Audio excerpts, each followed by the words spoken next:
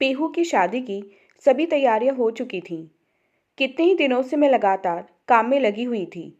कभी शॉपिंग करना तो कभी बुकिंग करना। इसके साथ साथ बुटीक जाना और ज्वेलरी आदि के इंतज़ाम करना।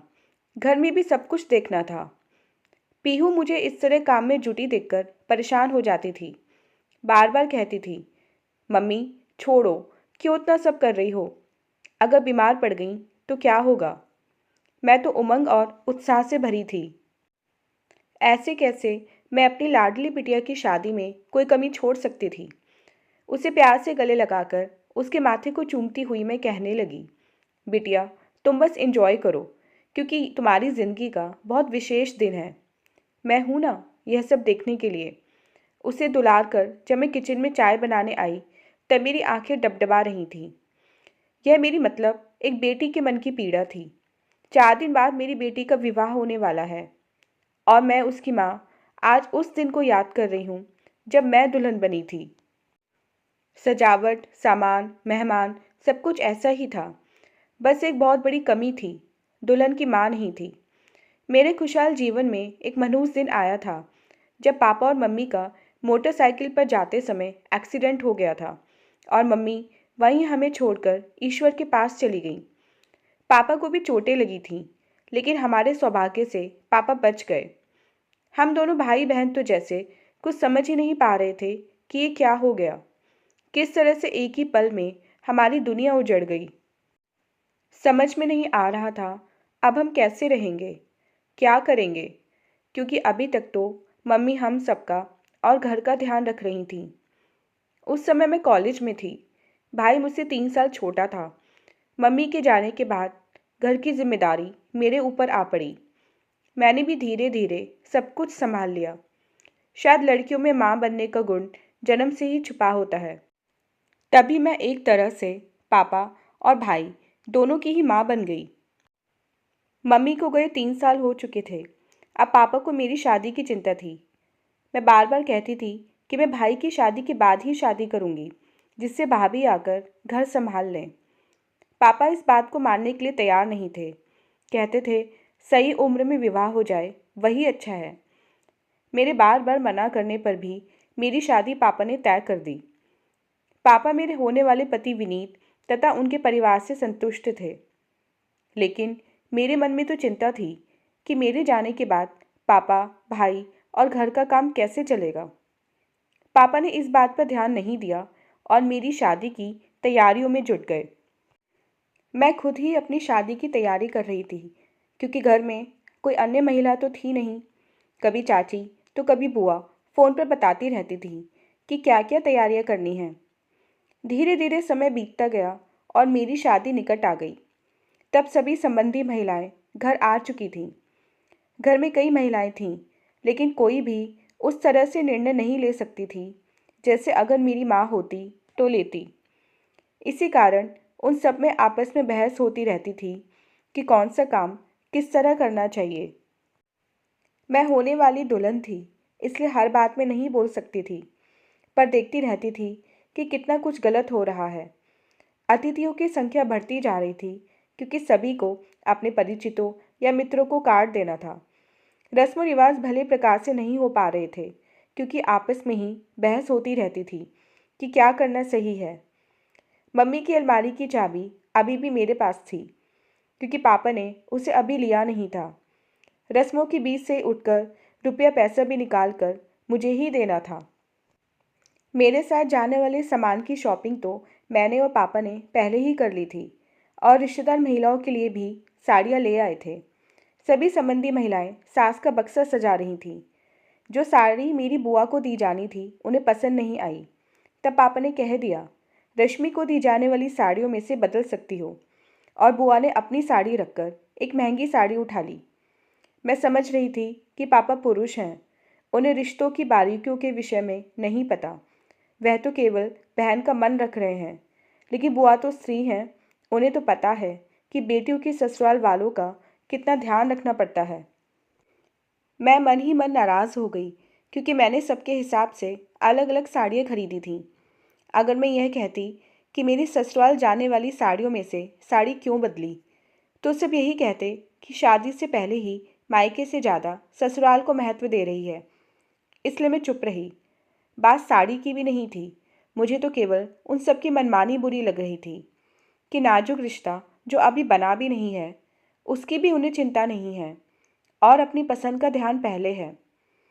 सभी मेहमान की तरह से रह रहे थे, इसलिए कभी खाने की बर्बादी होती थी तो कभी बिजली या पानी की। यह सब देखकर मैं मन ही मन कुढ़ती रहती थी। बार बार सोचती थी, काश मम्मी होती तो घर में सब कुछ उसी तरह से होता जैसा होना चाहिए। शादी का दिन नज़दीक था, इसलिए मेरे मन में पापा भाई दोनों के लिए ममता बढ़ती जा रही थी। मेरी शादी वाले दिन सुबह से पापा भाग दौड़ में लगे हुए थे। मुझे याद था कि उन्हें निश्चित समय पर ब्लड प्रेशर के लिए दवा देनी होती है। मैं उठकर उन्हें दवा देने गई, तब देखा कि वे मेरे लिए जूस लेकर आ रहे हैं। पापा का प्यार देखकर एकदम से मुझे रोना आ गया। और मेरे हाथ में दवा देखकर पापा भी कह उठे, बिटिया इतनी चिंता मत कर मेरी, तेरे जाने के बाद बहुत याद आएगी। आंसू भरी आंखों से पापा ने मुझे गले से लगा लिया। मेरा मन भी भीग गया। शादी वाले दिन भी मैं देख रही थी कि कहाँ क्या गलत हो रहा है, पर दुल्हन खुद अपनी शादी में क्या कह सकती है, इसलिए चुप रही।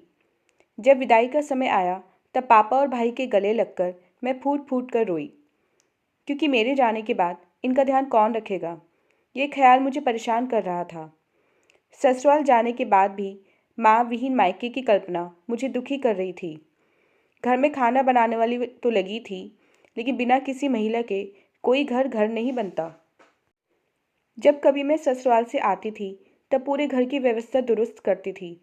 खाना बनाने वाली को तरह तरह के निर्देश देती थी और क्या खरीदना है यह सब देखती थी। जाते समय भी बहुत दुखी मन से जाती थी, क्योंकि मेरे आने के बाद पापा और भाई के खिले चेहरे मेरे जाने की खबर से ही बुझ जाते थे। मेरी गोद में 1 साल में ही पीहू आ गई। पापा जो सामान ला सकते थे लाए, लेकिन ऐसे समय में माँ के जिस प्यार की ज़रूरत होती है वह मुझे नहीं मिला। जब भाई की नौकरी लग गई तब पापा ने उसकी शादी तय कर दी। मेरी शादी में तो सब कुछ संबंधी महिलाओं ने मिलजुल कर किया था, लेकिन भाई की शादी में मैं हर रस्म को भली प्रकार से निभा रही थी और घर की व्यवस्था देख रही थी। भाभी आ गई तब किसी महिला ने मजाक में कहा, रश्मि अब घर की मालकिन आ गई है, तुम्हारा पत्ता साफ हो जाएगा। मैंने तसल्ली से कहा, हाँ मैं यही चाहती हूँ कि मेरा पत्ता साफ हो और मालकिन अपना घर संभाले। संयोगवश उस समय टीवी पर एक संगीत के कार्यक्रम में गाना चल रहा था, जिसकी पंक्ति थी, ले बाबुल घर अपना, मैं चली पिया के देश। सच, भाभी के घर की मालकिन बनकर आ जाने के बाद मुझे वास्तव में पिया के देश जाने का अवसर मिल रहा था। नहीं तो शरीर चला जाता था, पर मन तो मायके में ही कैद रहता था। मैं भाभी की कृतज्ञ थी। भाभी के मन में पता नहीं किसने क्या भर दिया था कि वे कभी मुझसे नज़दीक नहीं हो पाई। क्या पता उनके मन में हो कि मेरे हाथ में पैसे का हिसाब किताब रहा और माँ के गहने कपड़े भी रहे, तो हो सकता है मैंने कुछ ज़्यादा ले लिया हो।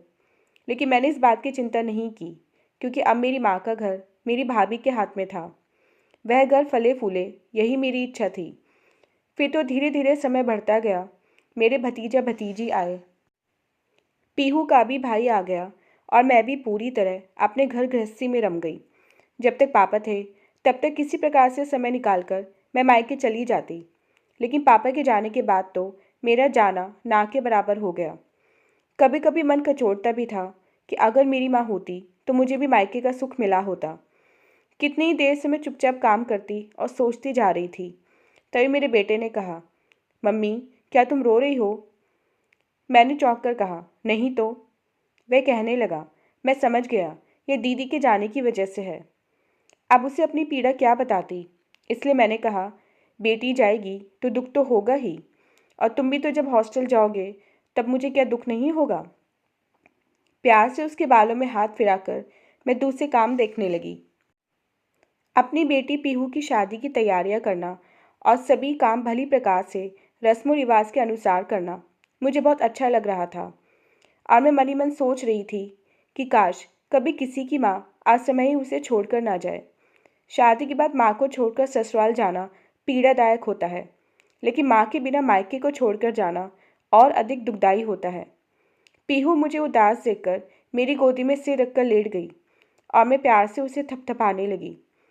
मन ही मन ईश्वर को धन्यवाद दे रही थी कि पीहू की जिंदगी की इतनी बड़ी खुशी में उसकी माँ मतलब मैं उसके साथ हूँ। तो दोस्तों, ये थी हमारी आज की कहानी।